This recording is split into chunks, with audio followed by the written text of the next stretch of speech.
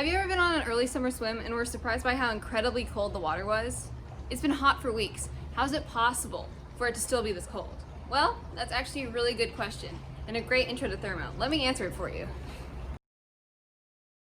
First, begin to understand this phenomenon, we must understand the difference between the terms heat and temperature. Although these terms are often used interchangeably, they are fundamentally different.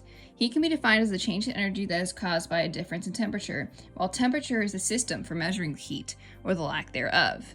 The energy that is created by a heated substance is known as thermal energy, and this is produced when the temperature rises and the molecules within a substance move faster and collide with each other at an increased rate.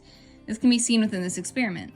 The cup of water on the left is at a boiling temperature, while the cup of water on the right has been sitting in ice. If I put equal amounts of food dye into both glasses at the same time, you can see that the dye within the boiling cup of water spreads much faster than that of the colder cup of water.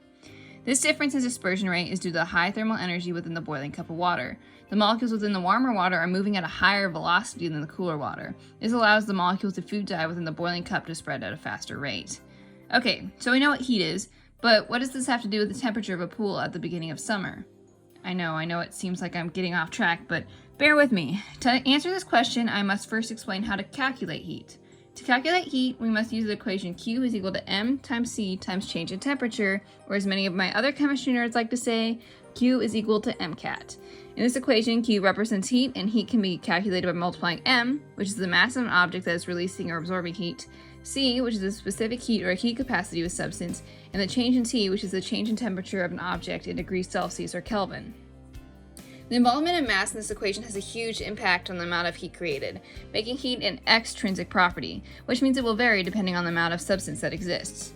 When comparing this to our pool example, we can actually use the difference in temperature between a nearby puddle and the pool itself after being exposed to a few hot summer days. The nearby puddle will be warmer than the pool itself because the mass of water within the puddle is much smaller than that of the pool, so less heat energy is needed to increase its overall temperature.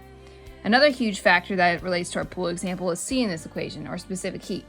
Specific heat is defined as the amount of energy in joules that it would take to raise 1 gram of a certain substance 1 degree Celsius.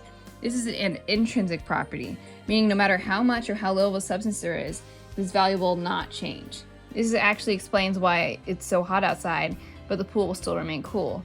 You see, the air outside has a typical heat capacity of 1 joule per gram degree Celsius, while water has a significantly higher value of 4.18 joules per gram degree Celsius. This means that the air will need a lot less energy to increase its overall temperature than water, so we can have a really hot day, but our pool will still remain frigid.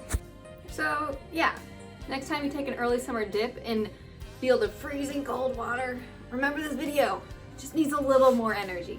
Just give it some time.